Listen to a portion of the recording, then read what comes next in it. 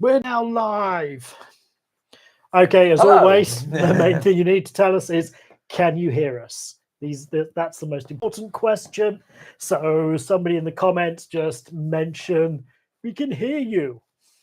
I imagine that people who've been watching Dark Corners for a while will already have written we can hear you, and it's waiting to hear if they can hear us, and then they can just press enter. That's what you They need. just got it ready to go. Yes.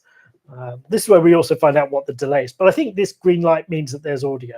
Okay. That's what I think. It's wonderful how the technology's come along since we did this. You know, people have stopped watching in the 10 seconds since we actually became visible. Yes, we have confirmation. Thank you, Graham McKenzie.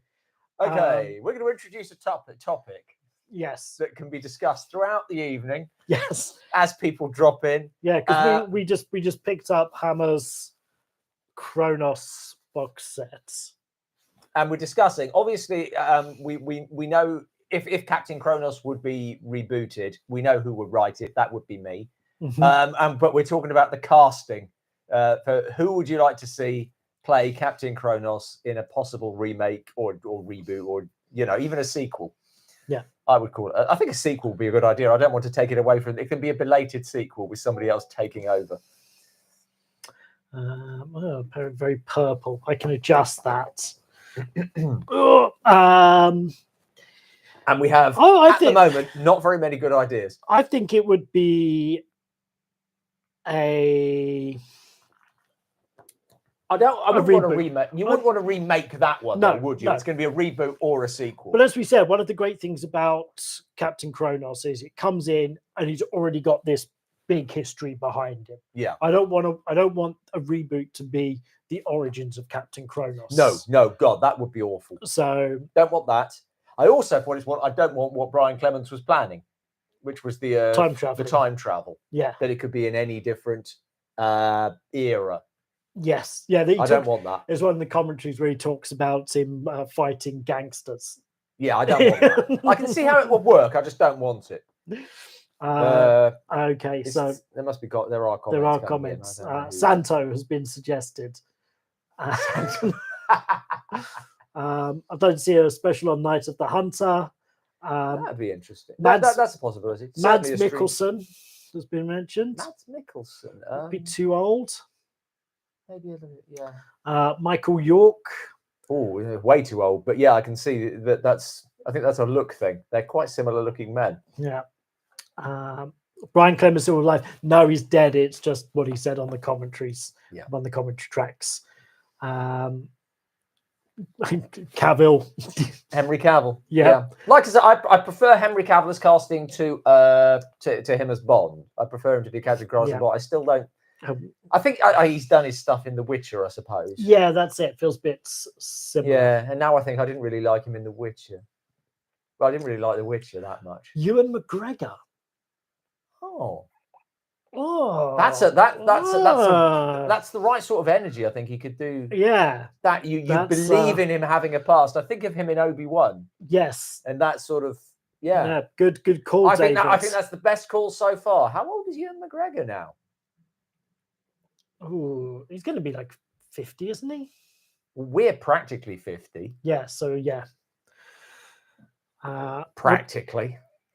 Jude Law, no.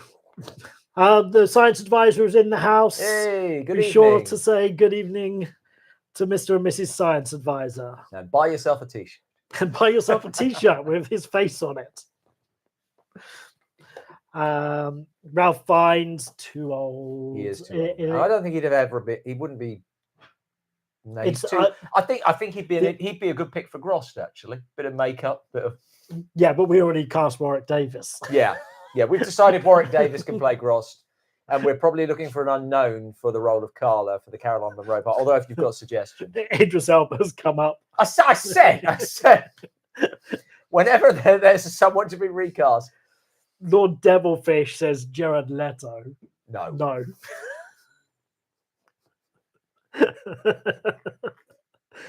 It's the other Fiennes. Who's the other Fiennes? Joseph. What does he do now? But a younger version when he was in like Shakespeare in Love. That's the next play I plan to be in.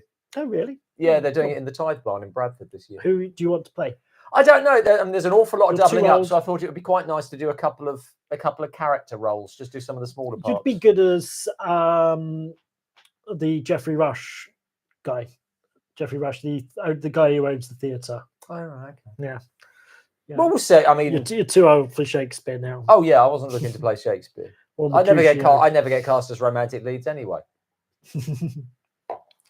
Toby Jones has crossed. Oh, that's another. I mean, I think we're sticking with Warwick Davis, but Toby Jones is a good call. Pedro Pascal, he's in everything else at the moment. Matt Smith,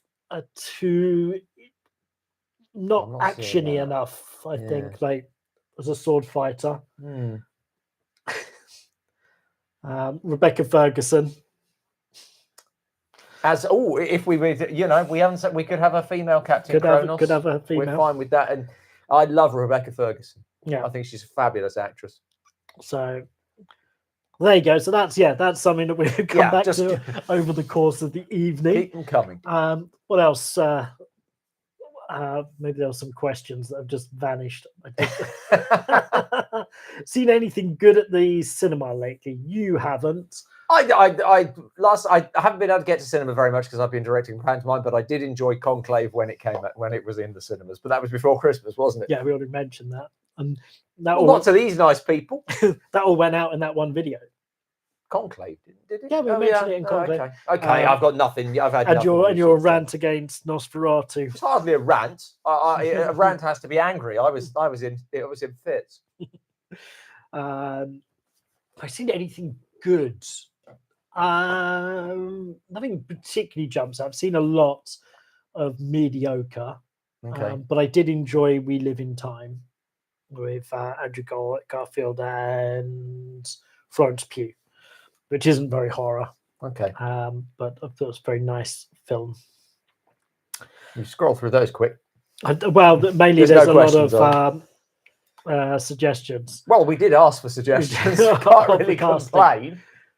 Yes, we'll have our review of the Captain Kronos box set. Let's catch the lights on Friday. Yes, Friday for regular people and Thursday for Patreons and YouTube members. That alone is worth the money. You get it a day early. What a treat. You do get other stuff, just to be clear. You do. So currently we're doing 50 weeks of Boris Karloff. I discovered that Boris Karloff made, depending on which ones you count, I suppose, around 50 horror films. So yeah, we're looking at one of those per week this year, and we've already looked at some interesting ones. Some ones I've not seen. Yeah, I'd never seen The Bells, which is the silent film, and in which his character, which I don't think appears in the play, is so influenced by Dr. Caligari. It's outright theft. It's hilarious, but wasn't my favorite film. But anyway, interesting stuff. Planet of the Apes special ever on the table? If it is, it's at the very far end of the table.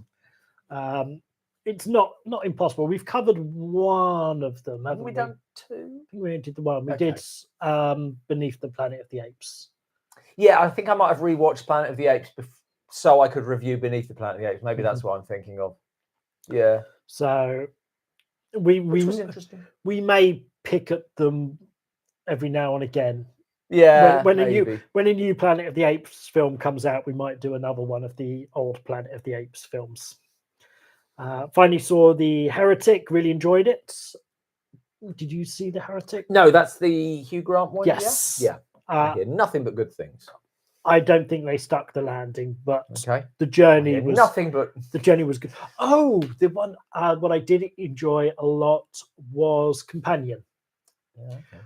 But my God, the trailers and the posters just ruin it. Really? Just ruin it. I was so glad I went into it completely cold. Just like the initial trailer has got some really good moments in it that sold me on the film. And I saw the film, some stuff happens. I went, oh, I'm so glad they didn't ruin that in the trailer. Looking on my phone on the way back, trailer pops up on Reddit, reveal. Wow. Posters, reveal. And it's such a good it's such a good reveal in the film. And it's like, why do trailers just fuck up films? I don't know. Drives me nuts. Clearly. Reasonably. Yeah. I don't know why that's a thing now. Can you smell what Kronos is cooking? You're also cooking in the thumbnail. Ah, right. Okay. Fifth thing. Is the film the substance of real horror in your opinion? Yes, it's body horror, 100%.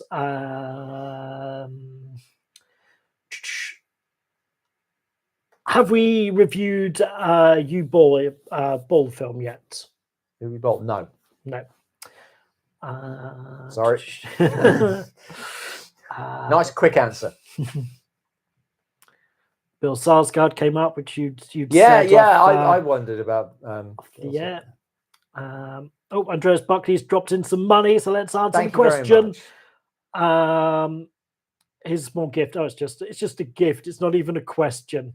You see, Thank I you. apologise for Graham's extraordinary ingratitude. I was ready It's to. not even a question. I was ready to give an answer. And he blesses us in the name of our Lord and Savior Walter Pigeon.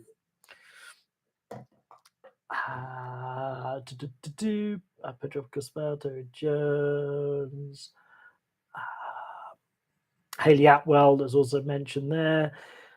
Is this for the female Captain Kronos? I'm not sure I Quite see Hayley possibly. Atwell in that role. Are you going to write a Nosferatu book, or are you good with your Dracula book? I'm comfortable with my Dracula book, which for those who aren't aware or haven't bought it yet is called The Immortal Dracula and is available on Amazon at a very reasonable price, along with all the other ones. Matt owns it and he is enjoying it. I'm glad to hear that, Matt. Do you plan doing a Hammer swashbuckler video? Yes, we do. Yes, I've purchased several of those. So yeah, the Robin Hoods, the pirate ones. The Robin Hoods. I've got the Robin Hoods. But yeah, Captain Kronos is kind of that's like that's certainly part swashbuckler. But even the original Dracula has kind of swashbuckliness to it in terms of like how the ending, certainly the action and the chase and stuff. But that's one of the interesting things about why Kronos may have struggled, because it takes the swashbuckling genre and the horror genre and mashed them together at a time where you weren't really mashing genres like that. So it's quite groundbreaking in that sense. I think it would have been fine if they hadn't buried it. Yeah, I think maybe that's one of the reasons it didn't work for Michael Carreras. That seems to have been the determining thing. Yeah. Or at least that's, as far as Brian Clemens was concerned, that was the reason. Yeah, he didn't really feel that they got it. No. Well, this is the thing. I say that Michael Carreras didn't like it. I'm basing that on an interview I read with Brian Clemens elsewhere. Yeah. So there's certainly a bitterness there, I think, about. I'm not surprised. Not bitter, but maybe not bitterness, but just like disappointment. And it could have been something. I mean, look at how popular it's become. That's really frustrating. And crazy to know that this could have been huge. And crazy that this was the only film he directed as well. Yeah. It's like Charles Lawton. Just that one film, and it had a bad reaction and done. Yeah. Is Target Boris Karloff's best movie? I wouldn't say it was his best, no. But it's a good one. What's your view of the 1941 film The Ghost Train? The Ghost Train. Is that the version of the British stage play by Arnold Ridley? It could be. It could be. Which it's a very long time since I saw that. I seem to remember enjoying it, if we're talking about the same film. The Ghost Train feels like there might be a few films with that title. And I thought that it was, I think I'm thinking of a 1930s one. Mm-hmm. So I may not be thinking of the right one. I apologize. Right. Are we ever going to get a George Romero retrospective? Probably. I'm not going to say, but it was always on. It's right down the end of the table with Planet of the Apes. You see, the thing was, I mean, for about the last 10 years, Graham's been writing. There's many things that I'd like to write. A special about the history of the zombie, and George Romero was going to be sort of folded into that. So maybe we should start doing some of his films individually, as that's looking. We've only done the one, I think, haven't we, Martin? I've forgotten we've done Martin. Yeah. Yeah. We could certainly do one of his. Barton, somebody else greeting with companion trailer ruining the film. Barton think trailer was the worst. Good. Companion, my pick of the year so far. Definitely going cold. Would you be interested in talking about the Gamera films? Gamera. Yeah, I think we were looking for sort of Gamera ones to review at one point, Yeah. and it was sort of like finding the right copies. I think maybe it would. I think they'd probably be ones that we'd sort of like do as streaming reviews. I can't imagine doing a special on them. Yeah. But yeah, I think there's at least one on Amazon. Maybe might do that as a streaming at some point. Oh, besides Companion, what trailers come to mind as being the worst about spoiling movies? I mean, the famous one is notoriously the Terminator films have that. So if you went into Terminator 2 completely cold, there's the scene where Connor's being chased by the new one, and then he runs around the corner, and then there's Arnold Schwarzenegger, and he drops the roses, and he's got the gun. So he's stood between two Terminators. Yeah. And then it's only then that you find out that Arnold Schwarzenegger is being programmed to protect him. But if you watch the trailer, it completely ruins that. Wow. That's and then I think it's the same with some of the other Terminator films. They also have trailers that ruin it. Sometimes it will just be you watch the trailer and you go, "Oh, that's the whole movie." Yeah. So Saving Mr. Banks, was one of those. Well, to be honest, arguably the title gives away. Yes, but it gives you the reason how he was saved. You just sort of see the whole thing. You look at. I really would love to see Hitchcock style trailers come back. Yeah, you know, like if where the director talking to just the director, like the trailer for Psycho. Just Hitchcock walking around the set, going, "Oh, something horrible happened here. Best be going." Yeah, it's wonderful. This is important. Or like his one for the birds, and he's just got like ducks up on the wall, the bird in the cage, he's just eating a chicken, and he's like, "Oh, our fine feathered friends, oh, they have never turned on us. What possible reason would they have?" It is the brilliant. I mean, the fact is, nowadays we have much more of a celebrity obsessed culture, and yet I still don't think there's ever been a director who has that sort of recognition as Hitchcock. He pioneered that sort of thing, and nobody has really followed it. Because I mean, I guess it does pigeonhole you as a certain thing. I'm not sure I've seen a picture of Hitchcock wearing different clothing. It's always dressed the same. He has an image. We had the other one of like a similar vein was trailer for Indiana Jones and the Last Crusade, because it's just all of them on set having a good time. Oh, that's and like Harrison Ford's hat blows off when they're doing a take, and then it's just him stapling it onto his head. Just fun stuff like that I think would. I think that would sell films a lot better than. And I think it's better. There's certain films where you're bought into the actors themselves rather than the characters, that it would work. I think you could do it with Marvel films. Yeah, as a way of like selling that. I mean, I don't think there's any point in trailers for Marvel films. Everyone's going to go and see them anyway. Yeah. The same as like, the Marvel films can't help themselves with just showing too much. Yeah. There's crazy. They don't need them. There's a bit of a plot point in the films about who's bought Avengers Tower. And so, we know somebody's bought it. And then it just got revealed in one of the Super Bowl trailers. I was like, oh, well, mystery done. Another generous donation from Green Archer. Thank you very much. Amazing Spider-Man 2. I remember seeing something with the Amazing Spider-Man, it's either 1 or 2, where there was about 40 minutes worth of footage had been released before the film came out. Wow. In just different trailers and featurettes and things like that.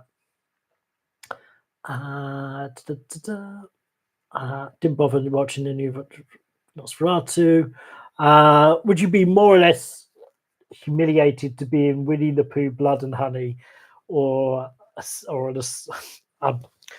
what would be worse for you, being in a Winnie the Pooh, Blood and Honey sequel, or an Asylum film? Oh,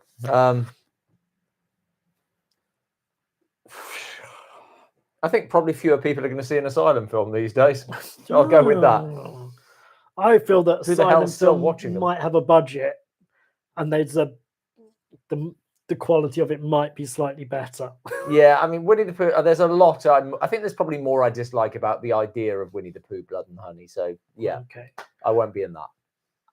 Best Hammer horror film and worst. Best and worst, that's tricky. I've got to go either The Curse of Frankenstein or Dracula. I do think that they knock it out of the. However much I admire The Devil Rides Out.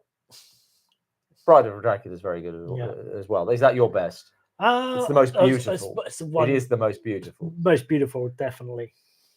Worst. I mean, I suppose it's hard to see past some of those later Dracula ones. But also, there's the worst ones are probably the ones that never ever get talked about or revisited because they're just not ones that aren't like horror. Well, it says Hammer horror. Okay. I mean, right. I'm assuming we're different. I mean, it's no. If I can pick On the Buses. Sorry, I said. Oh, worst horror. Hammer film. Yeah. Oh, I'll go with On the Buses then. I mean, I haven't seen all of Hammer's films, but that seems a nice, easy one. Soylent Green was ruined for us by a newspaper critic who gave away what the big secret was. We reviewed that, and I argued that it's so well known that you could reveal it in the review, and you chose not to.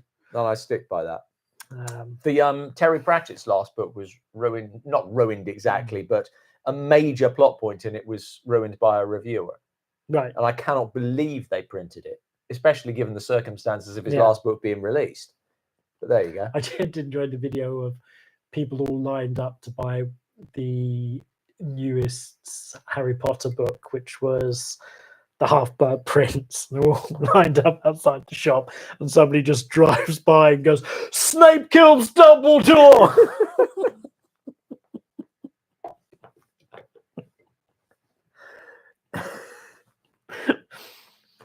It's a terribly wrong thing to do, but it's also very funny. Ghost Train with Arthur Askey. Oh, right. Okay. Yeah, I think that is the one I was thinking. I seem to remember it being a bit of fun. Thought of doing a look at all of Christopher Lee's Fu Manchus. We've done one of them. I don't think that's something. They're all a bit samey, as I remember. And I don't have any particular impulse to do that. Yeah. How about an Eddie Powell tribute? How do you have a stuntman? Difficult to do because it's when you're doing the the footage. You need the footage for it. I mean, there's a lot of stuff he was in. It might be in sort of like in the vein of the Michael Ripper one we did, maybe. Yes, but it's also I think it would be difficult to do, and also knowing if it was definitely him doing a particular stunt. Yeah, you might go, "Oh, he worked as a stuntman on this film, but did he do that particular?" Well, that's the thing. You can always be relatively sure if he was working on a film with Christopher Lee, he's doubling Christopher Lee. But his work outside of that is obviously, stuntmen don't talk about these things. No. They tend not to. But also, they might not be proficient in all stunts. No, true. So, like, somebody might be a fighting stuntman. Somebody might be a horse stuntman. Somebody, they're going to have areas where they specialize and they'll switch out. So. Yeah. Even Buster Keaton got doubled once when he had to do a pole vault. And you could stop the film and take the time to learn how to do the pole vault, or you could hire a pole vaulter. Yeah. And decided that just this once. Have you seen the Canon documentary Electric Boogaloo? I feel like I have, but I remember nothing about it. So maybe I haven't.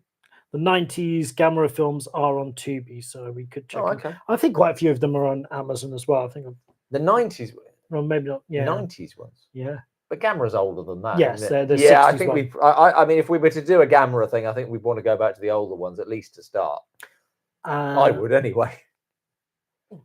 Feel about doing anything on the Laurel and Hardy shorts? It's not really our brand. Yeah, I love the Laurel and Hardy shorts, and I do think that they were at their best in the silent films. Big Business, I think, is one of the funniest films the scene, and there's one I don't even remember what it's called, one where they go to the dentist. I remember this because I saw it in the cinema with my at the Bristol Slapstick Silent Film Festival, which just wrapped for this year. with my parents, and my mum has a real fear of dentists, and so it was very hard for her to have to sit through it. But the climax of that film is hysterical. It's wonderful. I can't remember what it's called now. It might be called Laughing Gas. Okay. Anyway, sorry, Hootenam, I have not seen Triangle of Sadness. Have you? I have seen Triangle of Sadness. Any thoughts? I couldn't get on with it at all. Hmm. I just found it to be a film about dislikable people. And I've been told that that's the point. As I've been told this a few times with films where I just didn't like any of the people in it. I said, well, that's the point. You're not supposed to. And I said, well, that's fair enough. But it doesn't make me want to spend 90 minutes or 120 minutes in their company. And so it didn't really work for me. Okay. Fresh Cloud says, doesn't even believe we're live. I bet you don't even have biscuits. I don't have biscuits. I can't eat biscuits. I have celiac disease. There you go. I've got cider. Yes, and I've got whiskey.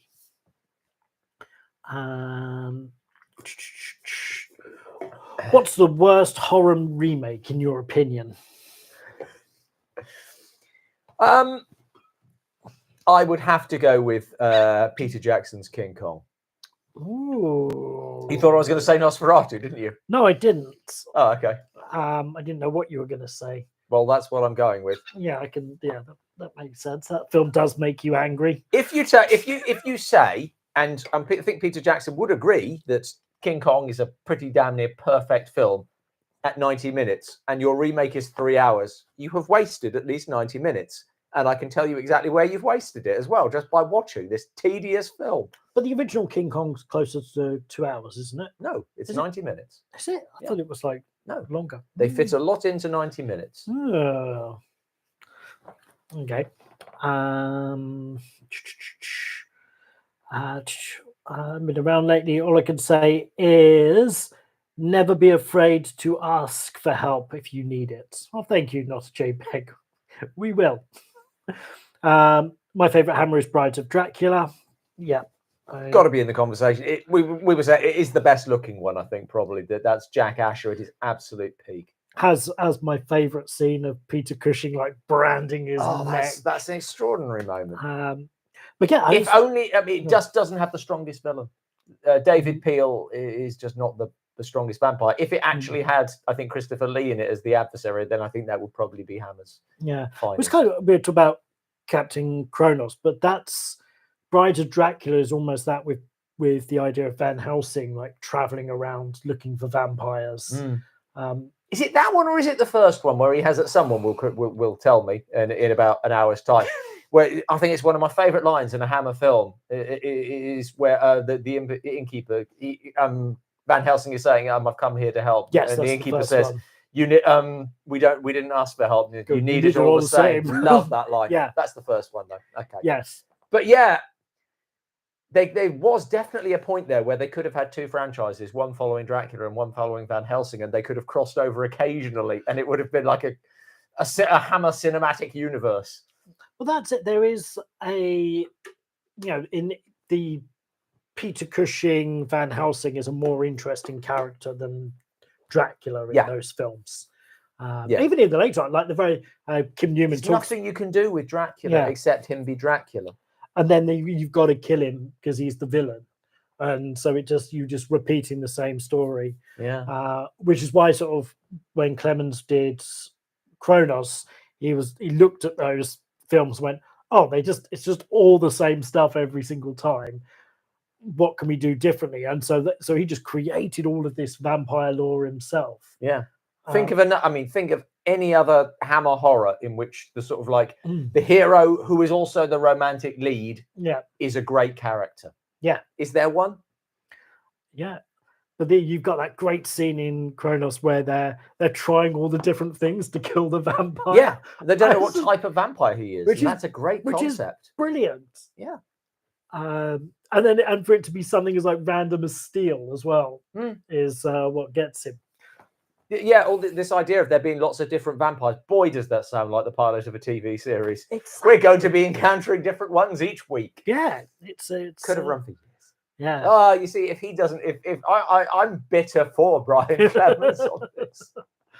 Could have been great. Frankenstein the Monster from Hell was my first one. Scared the life out of me when I was a kid. It's a good film. I like that film. I think it's underrated, including by some Hammer historians. What's a random movie you've immediately watched and then you've spotted it on streaming and watched it again? Just, I guess it's like a comfort movie, isn't it? A comfort movie, like just one that you could put on in the background. Like I can do that with The Martian. Yeah, that's exactly what I was going to say. Yeah. I don't tend to put stuff on in the background for that sort of thing. But whenever The Martian is on TV, then I will find myself just turning on. And it's a bad idea because it is on TV quite regularly, and it seems to start at exactly the same point. Because when I want to be going to bed, I can't turn it off because there's like. I'm happy enough to just watch the first half of it, not because I dislike the second half, but because I think the first half is awesome.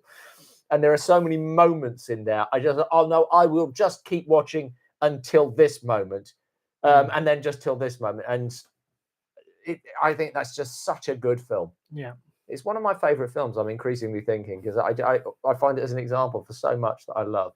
Yeah. Okay, what classic horror film could do with a modern remake? Done well. We obviously Captain Kronos. They mentioned the Body Snatchers, The Fly, The Thing. Oh, I see. So you're taking it from that sort of. No, I mean, to be honest, any of those stuff like the Body Snatcher, that's a good reinvention one, isn't it? Yeah, so it's like basically it's a Burke and Hare, isn't it? Oh, I was thinking Invasion of the Body Snatchers. Oh, sorry. What was the one there? Oh no, Invasion of the Body Snatchers. Yeah, that's what I mean. You could because that sort of that feels like one of these generational ones. Like you pick like I think there should be like I like the fact that A Star Is Born. Yeah. There's the Janet Gaynor one, and there's the more famous one, Judy Garland, and then Barbara Streisand, and then with Lady Gaga. And you think that there's just a generational thing. I think you maybe there should be a horror property like that just gets reinvented once every generation. Well, I've said it before, and I still believe it. Back to the Future is perfect for that. I don't agree because it's. I know. You're right. It's perfect because he's going back. So, like, you have Back to the Future. If they made it in 2015, he would have been going back to 1985. So it would be a whole new story. But with that generation, same story. It would just be, but with that generation thing, and I think that would have been a really interesting. It doesn't need to be Marty McFly's kids. It's just like here's another generation's take on it, and I think that works really well. I can't imagine anyone having an impulse to see it. I would. Okay. So that's one ticket sold. I think it's different because the thing with The Star Is Born is that it's dealing with fame and the music industry in different generations, where that's sort of like a driving force of it. I think with Back to the Future, then it would be too similar. But then you up it a little bit, make it 2025, going back to 1985. Oh, it's still the same story. It's still the same narrative. I disagree. But other horror films, what's some of the ones that we've sort of went, there's probably like several that we've done for streaming where we've gone, they're so close on this, but you tweak it and it could be something more interesting. There's always a lot like that. I don't know.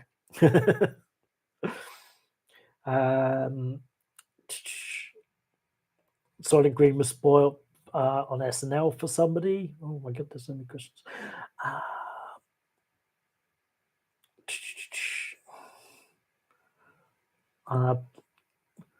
Recently watched No Blade of Grass, quite a bleak post-apocalyptic movie.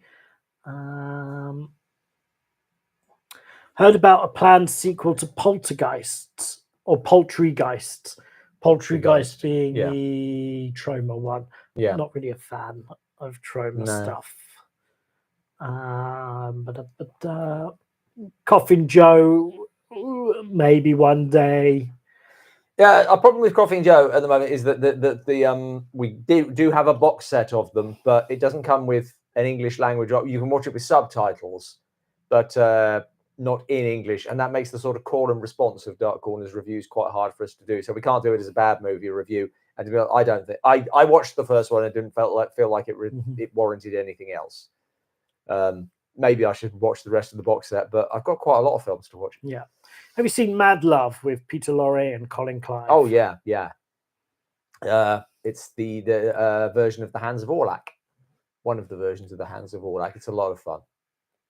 Revisited Good your one. review for Aftermath. Amazing to see how many elements from that film ended up in the Fallout game franchise. Yes, that's a weird one. What are you drinking? I'm Cider. drinking Woodford Reserve. You're drinking Thatcher's Gold. Thatcher's Gold cider. From my neck of the woods ish. It's Somerset. I'm Wiltshire, but still. What are some of your favourite Hitchcock films to watch? Oh gosh. Rear Window is just, I think Rear Window is probably the most watchable of his classic films. You know, something like Vertigo, I think, is probably the one I would sort of like cite as my favorite, or the one I think is his best. But it's more of an exhausting watch, as it were, whereas Rear Window is a bit more fun. Similar for North by Northwest. It's a tremendous ride. I'm always astounded by that film. It does everything right, and it makes it look so effortless. People would kill to make thrillers that good, and it just looks so easy. I don't think anyone's made a film of that type that's that good. And Hitchcock used to do it every time he was stuck. Then he basically, because it's the 39 Steps. And every time he just keep remaking that. Young and Innocent is basically the same plot. Either Saboteur or Sabotage, I get those two mixed up. That's the same plot. Foreign Correspondent is another version. They're all just the same thing. And he used to call it run for cover film. Right. Just whenever things are going a little bit iffy, I can do this and it'll go well. Do you have thoughts on Robert Eggers' films? I liked Lighthouse. Yep. I didn't like The Norseman. I really didn't like Nosferatu. I haven't seen the other one and currently can't remember his name. Oh, The Witch. I haven't seen The Witch, which is the one that was like his breakout. Yeah, which I wasn't that keen on. Okay. Which I think maybe my friend Jem, who is in pantomime with me, or who I'm directing in pantomime more accurately, he's a huge Robert Eggers fan. So we had, and I do like the fact that we have quite different tastes, and he's a younger man than me, early 20s, so very different generation. But I like the fact that we have these different tastes, and we will sit down in the pub when everybody else has gone home, and we will, I suppose, argue, or at least we certainly disagree, but completely amicably. And I feel like our conversation should be filmed for the benefit of film fans who can't disagree with stuff without laying into each other and bringing down the walls of civility. Just, you're allowed to like different stuff. So I mean, he's wrong. It's a dreadful film as Nosferatu, but that's not the point. So I've seen Robert Eggers getting attached to a whole bunch of films at the moment. I've seen Labyrinth, him being attached to a Labyrinth remake or sequel. But what JCI 007 is saying, he's also attached to a medieval werewolf movie. Okay, How do we feel about a medieval werewolf movie? I'd want to see him do it differently to The Norseman, partly because I didn't do Northman, partly because I didn't like The Northman, but also because you don't want people to sort of like fall into old habits. Yeah. But so it would want to have a different feel to it. But yeah, fair enough. I like the idea of putting classic horror properties like that in period, because presumably there have always been werewolves, so why not? Yeah. Same way when we talk about like a ghost story in different times, make it quite interesting. I was like, there's not very many of them, but I do like alien movies that are set in period. Yes, I like the idea of them more than often. I'm not sure I can think of one that really sort of like nails it, but no, I mean, alien visitors in different time zones is fascinating. The one that really didn't was Cowboys versus Aliens. You know what? I didn't hate that when I saw it. I thought it was a bit of fun. The one that really didn't, we reviewed one with Harvey Keitel. Oh yes.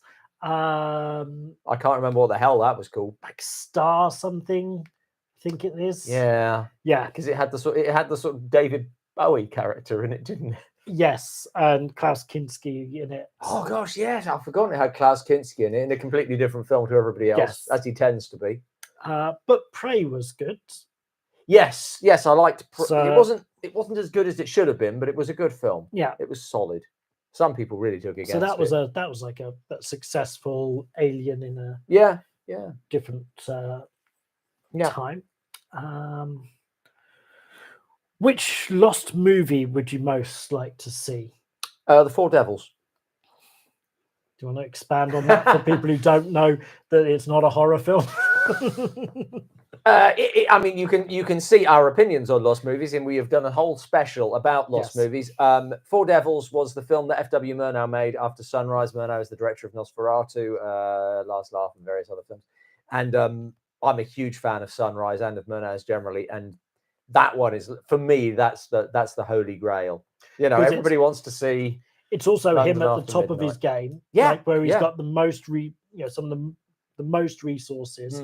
And the reviews from the time make Mhm. it sound extraordinary. Really inventive use of the camera. By all accounts, yes. Yeah, and there are still images from this and some of Murnau's sketches of how it was going to work, and it was all this tantalizing stuff, but the film itself, gone for now.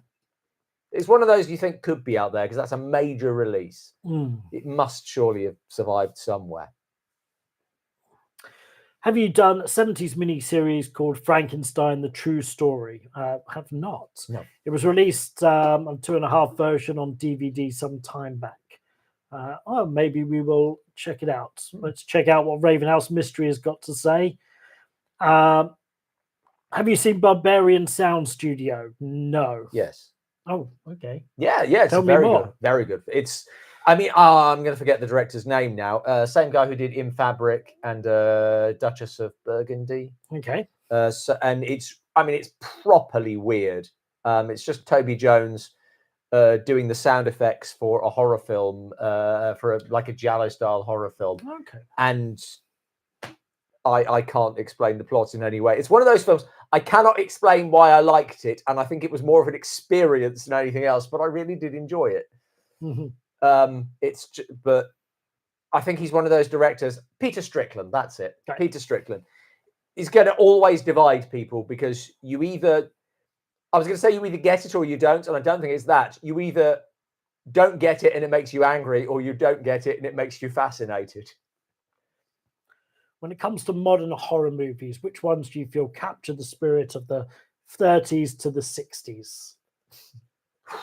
I suppose Del Toro's as close as you get. Yeah. I can't think of anybody else who's really trying to do that.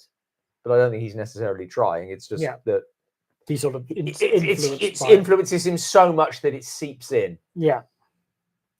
Does New Wolfman film count as a remake? You haven't seen it, and no. Based on what you said, no, it's just a Wolfman film. It's more of a possession film under the guise of a Wolfman film. I thought it would have been better, half an hour shorter. Okay, that's there was some interesting stuff in it, but it feels really small scale and not necessarily in a good way. Right. Thought of doing videos on your top 10s or 20s favorite horror films of each decade. Decades are so arbitrary things. Well, yeah, but if you get it, I mean, the fact that it does work. Yeah. I mean, to be honest, we're often thinking, oh gosh, what could we do as like a quick special we could knock out? Then that wouldn't. Yeah, you could do. Top 10 horror films of the 1930s. And to be honest, we've probably reviewed most of them. You just pull a bunch of footage and. Yeah, would you do it but would you do just one from each year? Oh, no. That way. I think then you'd end up sort of like forced into it because then you can't. If you're only having one from each year, then you can't have Dracula and Frankenstein. Yeah, that's the challenge. But surely the challenge is to find 10 within the decade. Yeah, and that would be a pain in the ass. You're giving away either. You probably also you've got in 1932. You've got The Mummy, Freaks, Island of Lost Souls, and Dr. Jekyll and Mr. Hyde. And that's off the top of my head. I'm sure there are others. Yeah, but knowing how you also do top 10, just each entry has like 5 sub entries. Yeah, but we're trying to make this one quick. I mean, I'm thinking of this as like a time saver, not like a big, heavily researched one, because it's stuff we've mostly already covered. Yeah, but you just can't help yourself. I can completely help myself. That was your idea initially that we do it that way. I remind you. Yeah, so possibly that would be. Yeah. That would be so. What decade do you start with? 20s? I think you struggle to get 10 pure horrors out of the 1920s. Oh, no, because they wouldn't have to be all from America, would they? No. Okay. Yeah, I'd probably start with the 20s then.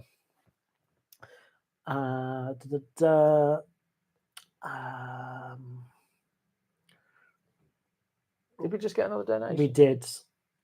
I'm just going to give you a question. I'm going to check that out. Okay. The Gorgon is very beautiful as well, but with a cop-out ending. You could do a Dracula in New York, a fish out of water story. I feel like that's Blackula. Blackula. Yes, that's exactly what I was searching for. Dracula does visit New York in my book, The Immortal Dracula. Oh, does he? In one chapter, there's a series of I mean, there's some of course flashbacks. He does. I read all your books. They just sit on his shelf. The spine hasn't even been cracked. I've read more. In Immortal Dracula, there's a series of flashbacks that run through the book, so Dracula can move around the world a little bit, and it just gives the idea of him as a sort of global traveler, which I rather liked. We didn't talk about it when we talked about the films coming up this year, but Return of the Living Dead is also getting a remake this year. Okay. The trailer was just like a zombie just walking along in the snow, dragging a Christmas tree behind him. Sort of got caught on his foot.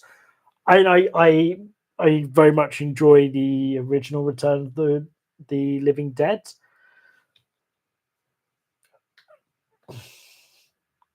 Can you capture that same anarchic qualities? It doesn't feel like it. I think when you try, you probably fail.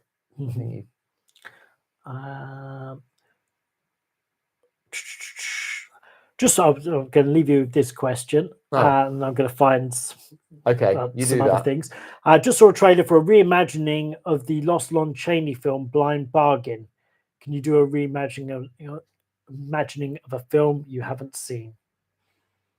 Can you do a reimagining of a film? Well, I mean, with a lot of the films from that era, I've got a reconstruction of the Blind Bargain in book form, so it must be well documented enough in terms of the production pictures, and the script must still exist. So I don't see why you shouldn't be able to. And of course, Blind Bargain, if I remember rightly, is based on a book called The Octave of Claudius. So arguably, what they're doing is not a reimagining. It's going to be another version of either of that book, or they may be just basing it on the script. But so, to some extent, I don't know if that's. I don't know what. Yeah, I mean, it depends on your definition of reimagining, but why not? Have you found? Yes, they were saying go watch our top 10 Lost films. Ah, right. That was the thing. Firewalker or Firestarter?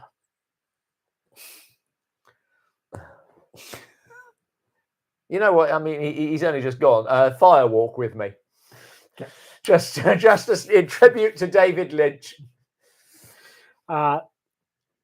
You got to watch the Exorcist franchise or the Omen franchise. Which are you going? I don't think I do, but okay. the whole franchise. Yes. Yeah, probably the Omen. I think watching the Exorcist franchise would piss me off more. Oh yeah, it would. I think you might have more, especially recently. Yes, you'd have to watch the new ones. Yeah, and the 2 TV series. See, that seems like a lot and both versions of the prequel. Oh, that seems that doesn't seem like worth it. I'm not going to do that. But I think the Omen's quite a chore in itself as well. You got 4. Oh yeah, I'm sure that neither of these are 4 original films, TV series, prequel film, which I've heard is good. I haven't got around to watching it. What classic folklore or monsters do you think would work well for an amateur modern filmmaker to make and stand out in the crowd? If we knew that, we'd have done it ourselves. Well, we wouldn't. We never organise ourselves that much. Folklore. I don't know. Think about it. I'm thinking. I don't think it works for an amateur, but there's a character in London called Spring Heel Jack. Oh yeah. Who is look up the entry on Wikipedia because it's really bizarre. It's like this guy who just like will jump over fences and breathe blue fire into people's faces. He's kind of sort of linked with Jack the Ripper as well, but with superpowers. Yeah, I think he's sort of like, because I'm pretty sure it's Spring Heel Jack is in Waxworks, and they're obviously looking at it's Jack the Ripper. Yeah, but the sort of newspapers at the time, it's like he jumped over a fence and breathes fire. So maybe that. Okay. A horror version of A Star Is Born. There you go. Jaws is always watch if it's on. Yes, Jaws. Oh right, yeah, okay. That goes back a bit. Doc Brown has kids at the end of Back to the Future 3. Yes, he does. The dirty dog. Why? He's like 80. It's amazing how much Christopher Lloyd looks like him now. Yes. Or actually looks older than him now. There's Back to the Future on Broadway now. Yes, I've seen it in London. I'm going to leave you to. I'm just going to grab myself another drink, okay, so you can talk about Back to in the fridge Future. on the top shelf. But yeah, Back to the Future the musical. And what's thing is, all of the new songs in it are totally forgettable, and then they play Power of Love, and you're like, yeah, now I'm in. A modern remake of The Creature from the Black Lagoon. Oh crap! What have you done? Don't worry, I'll be with you in a minute. You're still on the mic. People can hear you. Okay. Modern remake of Creature from the Black Lagoon. That's probably not too far away from Shape of Water, is it? Probably. No, what's the Del Toro one? Shape of Water. It is Shape of Water. It is. So that's your modern retelling of Creature from the Black Lagoon.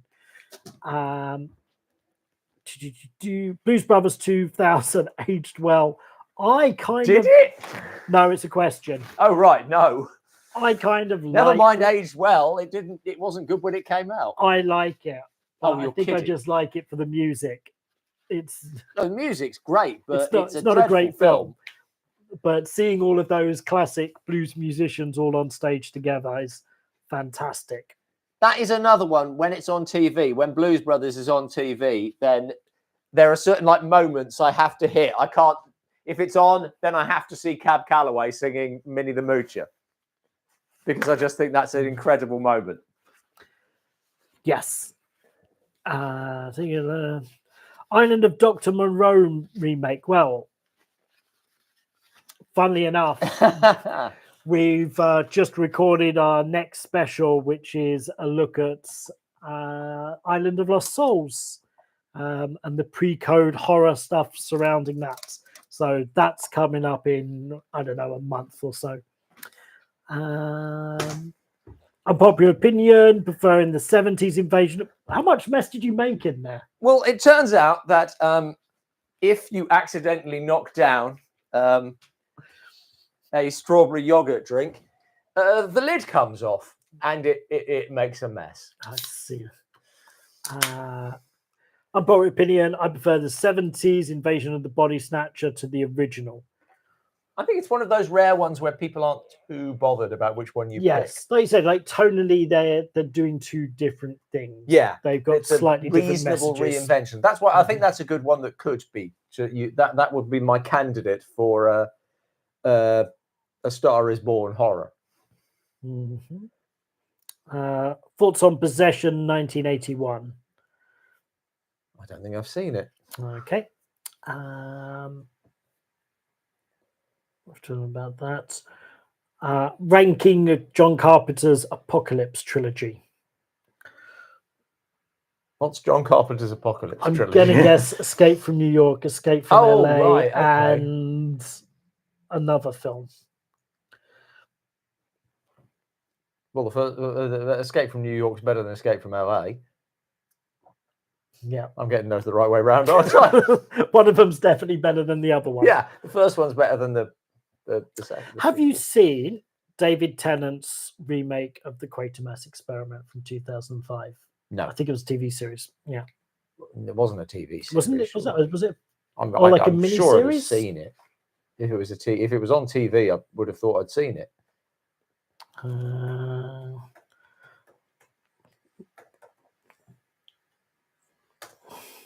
Sorry, This is just such Googling TV movie. Oh, okay. Yeah. It's got a whole 5 out of 10 stars. Jason Fleming, Adrian Dunbar. Oh, so David Tennant's not playing Quatermass. Maybe that's why I didn't Yeah. think of it.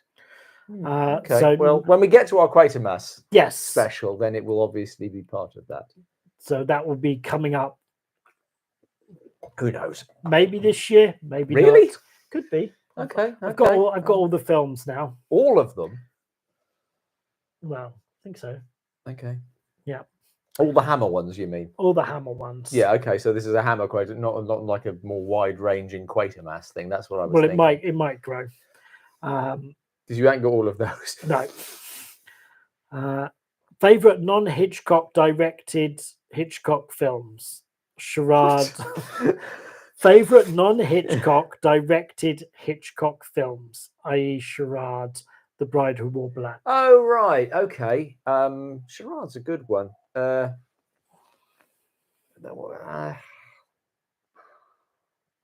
see, now you've said Charade, that's just going to end up being it. Trying to think of what else counts as a non-Hitchcock film. No, I'm just going to say Charade. I like Charade. Did Jacob's Ladder, RoboCop, and Total Recall really need remakes? No, those films didn't. But again, you never know what will happen. And I'm not averse to remakes. Averse to bad ones. I'm averse to bad ones. Yes. I do. I'm not averse to remakes exactly, as long as you've got a reason for doing them beyond the fact that there's probably some money to be made in this. Yes, if you're just doing it because it's a brand. Yeah, it didn't feel like any of those remakes. I haven't seen a remake of Jacob's Ladder, but it didn't seem like they had anything new to say or useful to say or anything to add. When you look at RoboCop, the original, I mean, it stands. It's like the people who've made remakes and the sequels had never watched it, or at least never got it. Yeah. That this is a satirical comedy, really, just a horrifically violent one. Thoughts on Christopher Lee's Rasputin the Mad Monk? It's frustrating because he's wonderful in the part, but it is a pretty average film. I find some of his costumes look weird. He's wearing like pink silk pajamas. It just that threw you. Okay, it does. Was that one that was made the same time as the Cornish Duo? Yeah, that was one of. And then the other one was one of the Dracula Prince of Darkness. Yeah. So it's Dracula Prince of Darkness and Plague of the Zombies, which is a hell of a double bill. Yeah. And Rasputin and the Reptile, if I remember. I think that's the right way around. Emma Watson on Millie Bobby Brown movies. I don't think Emma Watson's making movies anymore, and that's a question. Yes, it is, and I've not been overly fussed about Millie Bobby Brown doing anything outside of Stranger Things. I never saw Stranger Things, so I might get to that one of these days.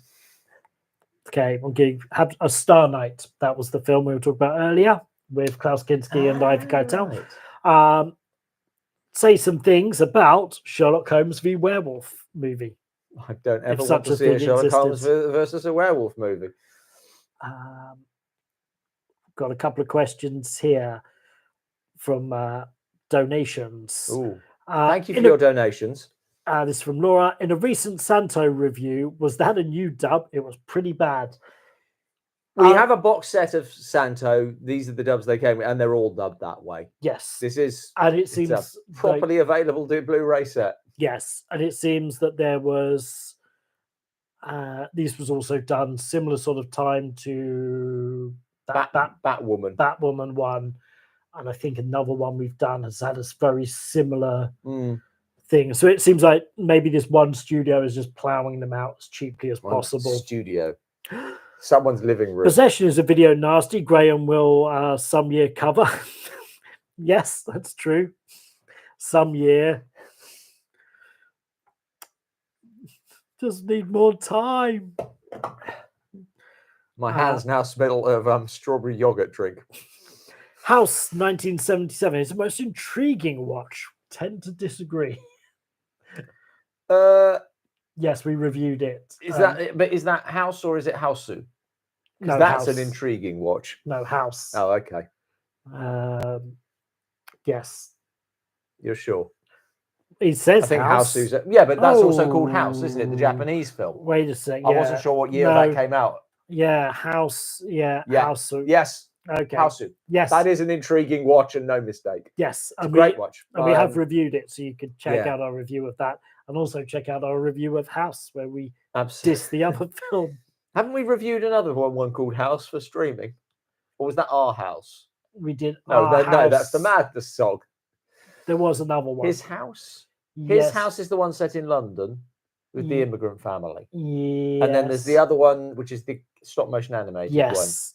I'm not sure. Is that maybe Our House or The House? Mouse House. It's not called. It's got mice in the house. My friend Stella introduced me to Houseu, so I have to credit her for that. Okay. Have you seen Ghost Story from 1981? Ghost Story from 1980. It doesn't ring a bell. Okay. It sounds like not Chinese Ghost Story, because that must be around that time, mustn't it? Might be. I like Chinese Ghost Story. Films worse than The Crow 2024. Jeepers Creepers, Reborn, and Critters Attack. Possibly. Okay. Yeah. They just found a long lost silent film called The Heart of Lincoln, so there's hope.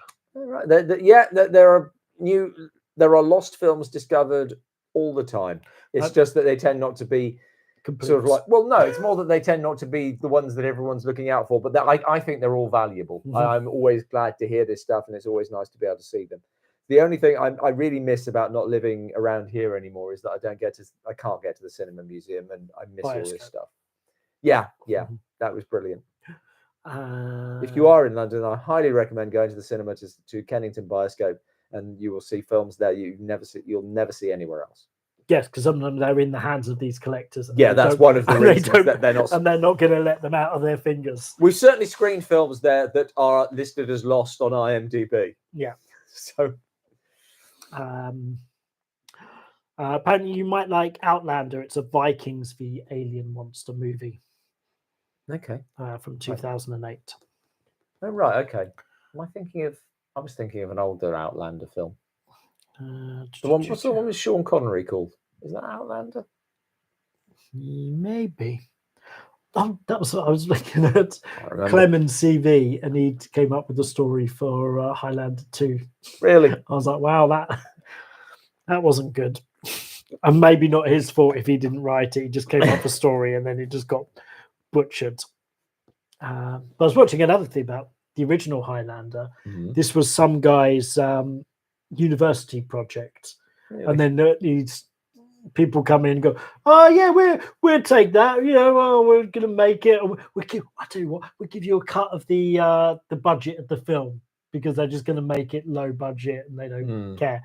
And then somehow when they're sending it out, it goes to Sean Connery, and he's like, "Yeah, I'll do that." And like the budget goes up, and then a different director gets attached, and the budget goes up, and basically this writer ended up making a ton of money out of it. That's nice. Which is straight out of his university course. Wow. So it can happen to you. Well, no, I don't plan to go back to university. Have you seen Nigel Neal's TV series Beasts? No, I'm not aware of that. I'd be interested to see that. I like Nigel Neal's stuff generally. You have seen Quatermass and the Pits? I have. Love Quatermass and the Pit. I think it's Hammer doing something. The ending of that I just think is very unhammer, and I really like it that they're doing something a bit different. Right. Jonathan Glazer's Under the Skin with Scarlett Johansson. Have you seen that? Any thoughts? I wasn't a huge fan of that. It just, I don't know, it just didn't engage me. Any surprise casting in a horror film that made you go, ooh, surprising, but I like it? I mean, I can't think of anything off the top of my head. I'm always very bad put on my. Yeah. Okay. Have you seen the new Fantastic Four trailer? No. Do you have any thoughts on the new Fantastic Four? I mean, I guess I guess there's no harm in having another go. Third time's a charm and all that. Well, fourth time. What's interesting is that now that's coming out, there seems to be an awful lot of people saying that, you know, the ones with Jessica Alba, and who's the only person I can remember for that, and is that they were good films. It seems to have prompted a backlash before it's ever, you know, before the new ones come out. And you just think, oh, for goodness sake, maybe it was just fine. Maybe it wasn't necessary. This one seems to be embracing its retro roots. Okay, fair enough. And possibly knowing kind of what they've got planned, it might not be set on in this dimension of that everything else is set in. So there might be like a merging of dimensions at some point that will bring them from their world into this world.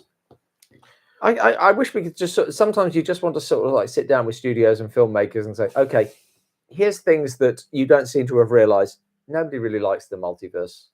You know, Everything Everywhere All at Once sort of pretty much did it as good as it's going to be done. Let it go. It takes away all of the stakes. Yeah. Nobody really gives a shit. But they want to see everybody all there at once with cameos from different movies. You know what? If they couldn't get it right in Deadpool 3, then yeah. So, yeah, I mean, in the end, I'm sure it will be tremendously successful because these things are largely pre-sold. I just don't care. No, my take on these things, I just prefer them to make good stories, and I think they're getting constantly hamstrung with the weight of law. Yeah, probably. That's where I think they're really struggling to, because everything you have a story and you're like, well, where is Iron Man and other characters that should be? I mean, to some degree, I think a larger problem by this point, and I don't know how many of these films there've been, that in the end, the plot of a superhero movie is superhero saves the world. And there really is a limited number of times you can save the world. Yeah. There really, really is. I think that's partly why Guardians of the Galaxy, all three of those films work well. Because they're not on Earth. They're off doing other things. And so you don't have that same basis of everything else that's going on. And you don't have to ask, why isn't Thor helping them? Exactly. And they can have weirder stories that aren't sort of tied to the realities of what's on Earth, because there's still a very groundedness of your Earth-based superheroes. But yeah, there you go. Who knows? Sometimes they're good, sometimes they're terrible. More often, as ever with this stuff, it's important to know what you like and what you're just never going to take an interest in. I'm just not that into superhero films. Some appreciation for Spring Hill Jack. Jolly good. Beast of Borden Moor is another folk. Bodmin, yep. The Jersey Devil. That's another one. I don't know what he did. I think that was just footprints. I mean, those are, I guess, that's not really what I was thinking, but I suppose those are urban legends rather than sort of like folk tales. They're remaking Audition. No go for me. I thought that had already been remade, but fair enough. Yeah, stick with the original. I think similar how the remake of Old Boy was terrible because you can't match what happened in the original. No, And even the original, which I loved, watching it a second time, it lost so much. there are some films that exist in that moment. Yeah. That you just can't go back and rewatch. You can't capture how it made you feel, and that sort of like the surprise or the intensity of it. Mm-hmm. And that's great. That's what cinema is. It's an experience as much as just watching a film. It's about more than that. Somebody said Rondo Award pending. Does that mean we got nominated again? I doubt it.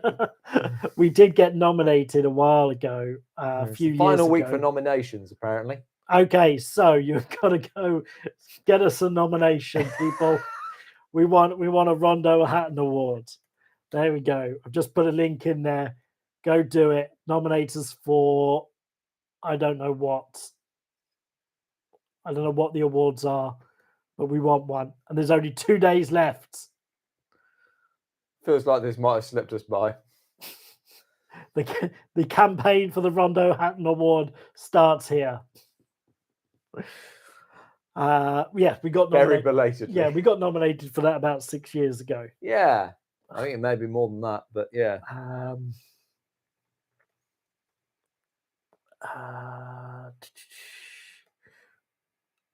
What else have we got? It's quality content like this that makes us worthy of a Rondo Hatton Award. Watching one man drink while the other one scrolls through questions. Although if there were questions, we'd be answering. Shrieks of the Mutilated ? We've reviewed it. We have reviewed it. I don't know what else to say about it. It wasn't. I don't remember very clearly. That was a sort of a Bigfoot one, but it was like a sort of. Was it? It was a Scooby. It had a kind of a Scooby-Doo vibe, is what I yes. remember. Like X-rated or R-rated Scooby-Doo. Yeah, they had that flower power van and everything. Yeah, it was very Scooby-Doo. There you go. Except violent. Vampire pirate movie. Vampire. You see, I think a vampire pirate suffers from the fact that you could only attack people after dark. Is a vampire pirate movie basically just Voyage of the Demeter? I still haven't seen that. No, and everyone says it's a disappointment, which is a terrible shame. The ending is really horrible. Apparently the Apocalypse trilogy is The Thing, Mouth of Madness, and Prince of Darkness. Oh right, so we were nowhere. I think that's the right order as well. Yeah. Okay, that's how I do. The Thing is best, then Mouth of Madness, then Prince of Darkness. Although Prince of Darkness, I do think gets a lot of flack unnecessarily. The Quatermass 2005 was broadcast live on BBC 4. Oh right.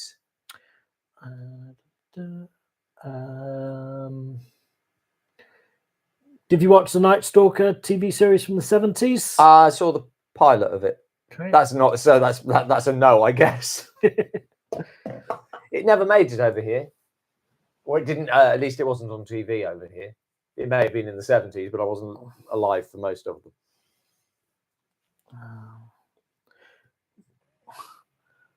I think we're back. We're coming. I'm not sure. You're live. Okay. We're coming. I think we're back. We are back. We lost about half the people watching. That's very irritating. Couldn't wait 5 minutes. Cool. Okay. Right. We're sorry about that. There have been some internet issues in the UK today. Yes. Don't know if that was related to them. Sorry about that. Okay, thoughts on doing a top 10 of Japanese horror films? Oh boy. I think there's a problem. I don't know a lot about what I guess is called J horror. Okay. And my knowledge of, and even sort of like my knowledge of older Japanese horror films is still woefully limited. I sort of like, it's something I always think, oh, I really like sort of like Kwaidan and Onibaba and Kuroneko, and then peter out quite quickly after those. Okay, Scream Queen Crush. Scream Queen Crush. Oh right, Fay Ray. Scariest scenes from Star Wars movies. Scariest scenes from Star Wars movies. Yeah. I'm about scared. I used to, when I was a kid. Certainly, I really disliked watching Han Solo get tortured in Empire Strikes Back. Yeah, I think it's one of the few times that is real pain. Yeah, and Harrison Ford really does scream in that quite Yeah. effectively. Yeah, he's got a great scream in that scene. Yeah. Do you think we'll do a video of the video nasty thing? Yes, probably. One day. Fucking chat. Obviously, it's a bit difficult on regular YouTubes because if you're talking about video nasties, you want to show why these films were banned, and that sort of stuff will still get you banned from YouTube. So that's part of the reason it's Yes. not a priority. We were going to do it as a Patreon only thing, but it tinkers along in the background when I get really, some time. it really doesn't. Every now and again, every like several months, I go, oh, I've almost done this. The Sean Connery film is Outland. Outland, there you go. I wasn't far off. I really wasn't. Horror movies with great concepts and terrible execution. I mean, it feels like we've reviewed about 1 million of them. Yeah. And as soon as you put me on the spot, I can't think of one. Some stuff about multiverse. Anyone else disappointed that Hilary Swank wasn't in Cobra Kai? Yes, I was surprised. I thought because that's just finished now. That's just wrapped up. I thought they were going to dump her in like a cameo in the last, in that last little series. I wonder if she just didn't want to. Yeah, that could have been it. I know I've got one episode left, so maybe. Okay, maybe hit it. Maybe Well, it sounds like she up. wasn't. You've ruined it for Graham now. I've sort of given up on it. I watched, I think, first 4 or 5 series. Gets very samey and yeah. And I just not as. I think I said what basically. I sort of gone up to date, and then Netflix or whoever it is said. I think it's Netflix. As I said, there's a new series coming. And I thought, you know what? I have no impulse to watch. I'm just going to because I'm always trying to hunt through Netflix. I found the coolest series on Netflix, but every time it's like I've got to cunt so hard to find some. No, just to find something new, just to find something interesting, something that I like, rather than something it's trying to force on me. And very often it's foreign language series, and you just sort of like, okay, I will try this thing. Yeah, and I found some really cool series that way, but it's trial and error. Mm-hmm. Why are you dressed as the chef on the thumbnail? I was in a production of Little Mermaid last year, and Graham likes using pictures in the thumbnail that are just sort of like totally out of context. It's like we've accepted that we don't have an audience beyond the people who are already watching the show, so we're not trying to attract people anymore. It's just whatever's random. If you could own one prop from a movie, what would it be? That's a good question. One prop from a movie. I don't know if it counts as a prop, but I mean, and this is fairly ambitious, but one of the original King Kong armatures, that would be quite cool. That's probably not a prop, and it's probably all disintegrated. Oh yeah, they definitely nothing but a wire frame. Yeah, I'll accept one of the Ray Harryhausen ones. They've been nicely preserved now. Be good. They've been very well preserved. I can't think of anything else. I mean, there's a lot of really. I think more. Yeah, I think more models than props. Like a Millennium Falcon model would be good. But I almost feel like anything prop wise has probably been made that you can buy a fairly decent replica of it if that was you, if you desperately wanted it. Yeah, but I mean, the thing is, I think with anything like that, it's like you can get sort of like obviously reproduction posters, and I wouldn't necessarily want one of those on my wall, depending on what it was, I suppose. I mean, I've got a reproduction King Kong poster on my wall, which I love. But there are films that I would definitely have the original poster on my wall if I could afford it, but I wouldn't have a reproduction just because there's something about knowing that it's original. And I think it's the same with props. I don't really, you don't sort of want them because I've got a King Kong thing, as it were, but that's not the same as that. This is it. This is it. There's something different about that. I'm trying to think of a film I love that I'd like a prop from, and it's really weird that I can't think of something. I was trying to think of like a prop from a Buster Keaton film, but nothing else. Nothing's leaping to mind. Like you wouldn't want one of his outfits or something like that. That's not a prop. I know. But... You like the hat or something. You know? I don't think that's exactly what. There's nothing that's just sort of like, oh god, I'd really love that. You might see something. Ba-dum-dum.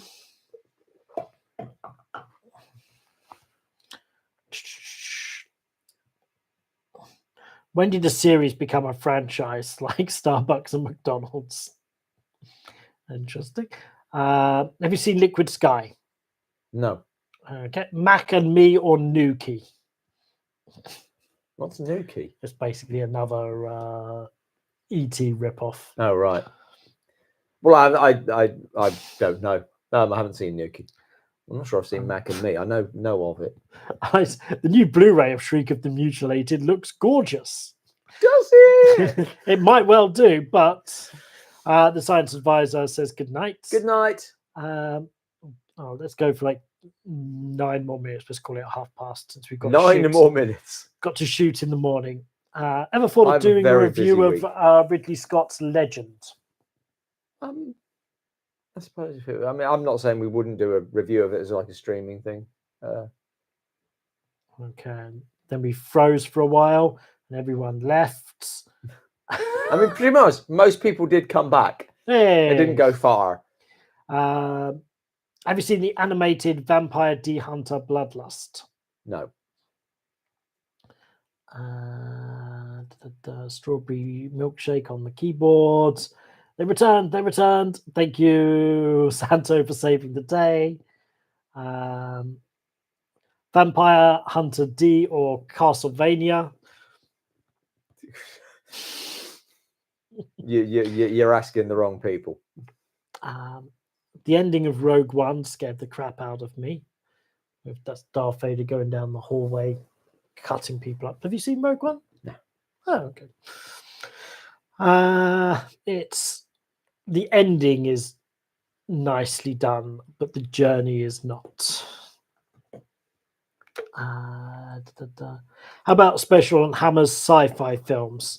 So we're going to be doing Quatermass. We might pick up. Hammer is going to be releasing a four-sided triangle, collectible thing of the four-sided triangle, so we might pick that up. Yeah. It might be whether or not Dark Corners wants to pay for it or not. That would be the thing. I bought the Kronos one.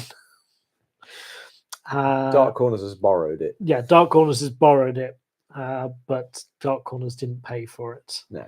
But if Dark Corners is borrowing it purely so he can write it off against tax, because we've already reviewed Captain Kronos. Yeah. Thought you were Ratatouille in the thumbnail. Different, isn't he? Which film actors, past or present, would you most like to have dinner with? You've got 3 seats at your table. Questions. Oh, 3 seats. You've got 3 seats at your table. Okay, well, I suppose I've got to say Lon Chaney. Yeah. Actually, I would like Buster Keaton to be there. Well, I'm not going to say anything. It being silent actors. Sure, they had lots to say in real life.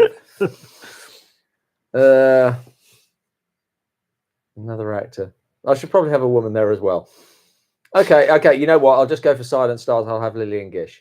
I was thinking that because actually, if you've got the 3 people, it's probably best that they're all from the same era. They can have something to talk about. So they can share their shared knowledge. But you don't want like Lon Chaney being confused about CGI or something, like having to explain to him what film is now. Yeah. So you would. Yeah, I think you picked right that you just picked 3 people from the same era so they can contribute my thinking. Yeah. equally to the conversation, and one of them isn't just wildly confused. There you go. If you could change one moment in a film, what would it be? If you could change one moment in a film. Yeah. Why is this stuff directed at me? I answered the one about dinner party. I answer the questions I have an answer for straight away. I don't let you answer them. And then the ones that I don't know, then I just go, Robin, take it away. If you could change one moment in a film, I mean, that's a I don't know. Is there like an ending that's not quite right? I'm sure there must. Anything? One moment in a film. This can't be sort of like I would decide not to sit down and watch. Was it like something like Devil Rides Out? Isn't it like the ending doesn't quite work when they're in that circle, That's not the ending. but near the end? It's about halfway through. Okay, that bit I don't have a as problem. a thing. I can't think of anything off the top of my head. Okay. Paul Rudd's favourite movie, Mac and Me.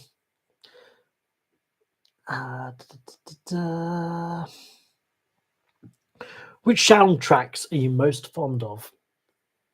Soundtracks, my most fond of. I suppose Star Wars. I love the theme of Yojimbo. Almost anything that Ennio Morricone writes, I find it's always very listener. It feels almost. It's one of the. I think he writes some of the best film music that you can just listen to because they all feel like lift out songs. They don't necessarily have. They don't have to be attached to the film. Right. It's almost like he's just writing music independently, and it just happened to fit the film. I just find it really bizarre that he did the score for The Thing. Yeah, and that won a Razzie. It's crazy, which is really odd.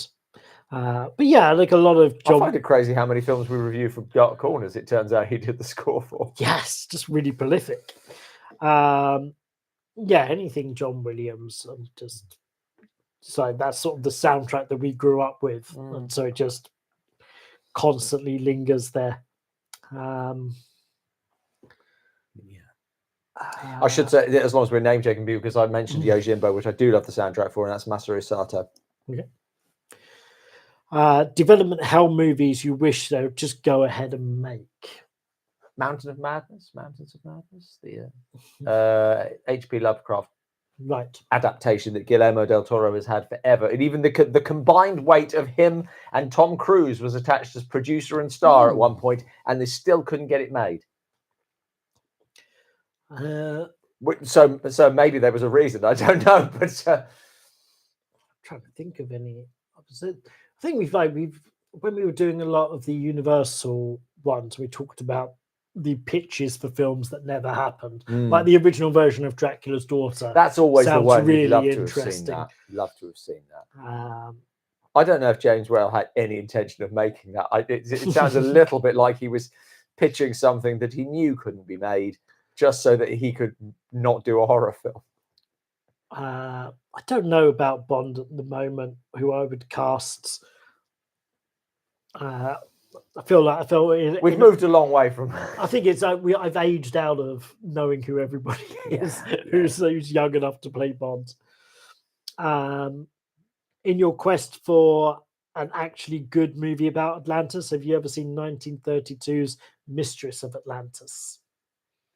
With Brigitte Helm? No, actually. Oh, there you go. Thoughts on the Devil a Daughter? I think it earns its reputation as a poor ending to Hammer Horror's career. I know there's a sort of a revisionist point of view that it's really good, but it just doesn't work for me. If you could erase one film from history, what would it be? Peter Jackson's King Kong remake. Oh, yes, okay, fair enough. Have you seen Amicus's Monster 1971 with Peter Cushing? I Monster. Sorry, I Monster. Yeah. It's the Dr. Jekyll and Mr. Hyde one that. But we haven't reviewed it, have we? No, we probably should. It's not streaming, or it's not streaming on one of the anywhere. Or last time I looked, it was always ropey as shit on Daily Motion. Any director you'd like to see helm a horror film but never did? I'd like to have seen. Is that? Yes. So, right. Who never did? Interesting. I think now. There's a few film noir directors, and you think that would have been interesting to see. Like how much of a horror is like maybe it's a different sort of horror, but Birds and Psycho are horror. But what would Hitchcock do with a real sort of supernatural horror? Yeah, that would have been interesting to see. Do you enjoy any of Peter Jackson's movies? Yes, Beautiful Creatures, I think, is an absolutely stellar movie. And I loved The Frighteners when that came out. Mhm. I do think that not when he discovered CGI, because I think I would use Beautiful Creatures. Is it Beautiful Creatures? Heavenly Creatures. Heavenly Creatures. Yeah. I would use that as an example of how you use CGI in a film, that it really creates another world. Yeah. It's used sparingly and intelligently. And then I just think he went nuts when he went into certainly as the Lord of the Rings went along. Yeah. And then the Hobbit. Have you watched any of his earlier ones, like Meet the Feebles and like Brain Dead? Nah, they never really appealed to me. Yeah. Do you think the new He-Man movie will be good? Oh, I don't know anything about it. Imagine there's a new He-Man movie. Do you think it will be any? Is there any possible? Is it a live action? It's a live action one. I think it unlikely. Yes. I think that it's too hamstrung by being pulled in the direction of being He-Man from the 80s, which is what He-Man is, and being He-Man for 2025. That I think that I'm not sure they will be able to find a middle ground. Yeah. In the end, I mean, it's what it is a good memory from your childhood, but to be honest, it probably never had any quality then. No, it was. And it's just a muscular man doing shit. It was a toy commercial. Yes, like that's what it was. That's what it was. It literally. was a toy commercial, and is very fondly remembered. Because I still have loads of He-Man toys up yeah. in my parents' loft. Yep, I had Castle Grayskull, I had Snake Mountain, I had loads of the vehicles. I didn't have any of the vehicles. Yeah, I had a Battle Cat. Never. Oh no, I did have Battle Cat. And a lot of. I've never really 100% understood. Now I think back on it, why it was necessary for their arms to come off. They popped right back on again. Yeah, but if it you just meant what I did was just sort of like pop the arms onto. You switch, mix and match the arms. So that's why you got modular or whatever. There was the one that were just the arms. All the bits came off, and you could rebuild them as different things. Huh. I didn't know that one. But if you pull the legs out, I think you would have said. Then there was like an elastic band thing that held the legs. Pull that too far, and they just become floppy. And then or it just snapped. Modlock, that was his name. Modlock. Dark Corners toy reviews coming soon. I'd like we could just sit here and talk about toys of our youth. What else do I had? Obviously, any Star number of Star Wars toys. Mask. Yeah, I loved Mask. Thundercats. I had a couple of bits. I don't have any Thundercats. I had the Now what was it called? Now that they drove around in. I can't remember what it was called. The Thundercats. The Thundercats. Yeah, the Panthro used to drive a. Okay. And you press a button on the back, and it was designed like a cat with paws. And when you press the button on the back, then it would go. It was great. I had guns under the paws. Yeah. Transformers. Yeah, loads of Transformers. Do you remember Zoids? No, GoBots I had. Right. I had a couple of GoBots. Zoids were cool. And then I like Zoids. I feel like that's stuff. If I go to like a car boot sale, then I feel I'm always subconsciously looking for Zoids. Just recapture that bit of youth. They're probably worth huge amounts. I'm not sure what's happened to all my He-Man figures, because I know they went up into the loft in a box, but whether they're still there or not, I don't know, because my mum did bring a bunch of my junk up here to this house after she was like, "Oh, your brother got so much of your brother's stuff." I go, "What you do, you just take it to his house, dump it there." And then she came round with like 8 boxes of my stuff. Went, "Oh, well, can't really say anything now, can I?" I have too small a house to be able to house a great deal more than I actually own. I think that my brother, who is probably not watching because he's just got back from Nairobi, there's still a lot of his stuff at my parents' house. He now has a much larger house than they do. Yeah. He could have some of his stuff back. I mean, he's got an attic, he's got a cellar. He has also got a daughter, so she takes up a certain amount of room, but still. All right, so let's answer these final questions and then we will end it. Ever seen the UFO series? Yes. The old UFO series. Any thoughts on it? I mean, I barely remember it. I feel like I want to go back and rewatch it, but yeah, I don't have any specific thoughts on it. Oh, if you could star in or direct a remake of any horror film, what would it be? Star in or direct?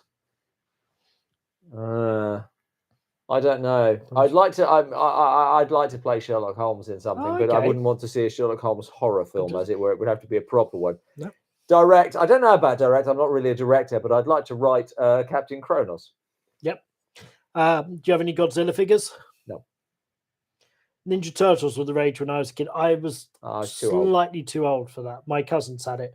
The Zoids, I think, was another toy.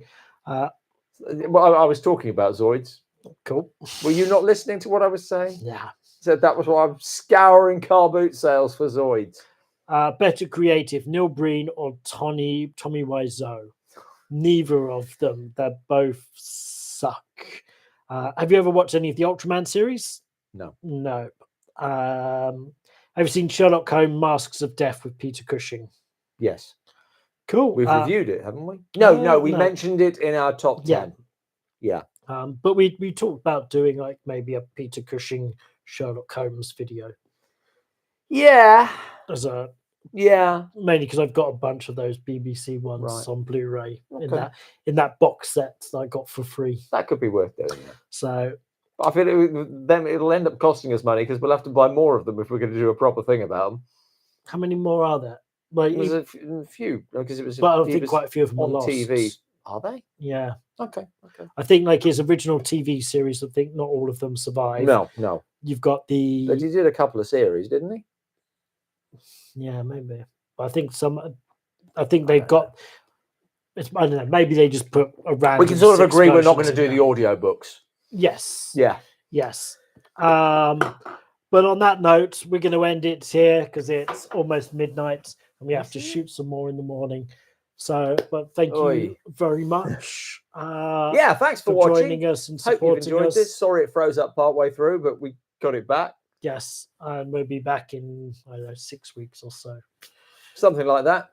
Please watch the videos, buy the books, t-shirts, merch, join us on Patreon, YouTube memberships, share the videos, please. We'd really love more people to see these videos. Yes, not these ones specifically, but the videos that are out there. It would be nice if people watched them. Yeah, it would be good to hit 100,000 subscribers this year. That would be nice as well. So I did a whole little short about it, and that's another thing we need to talk about at some point. Yeah. So yes, thank you very much, and good night. I should have my finger on the end stream button when I say good night, but I don't. Yes. And so now we're I'm just waiting.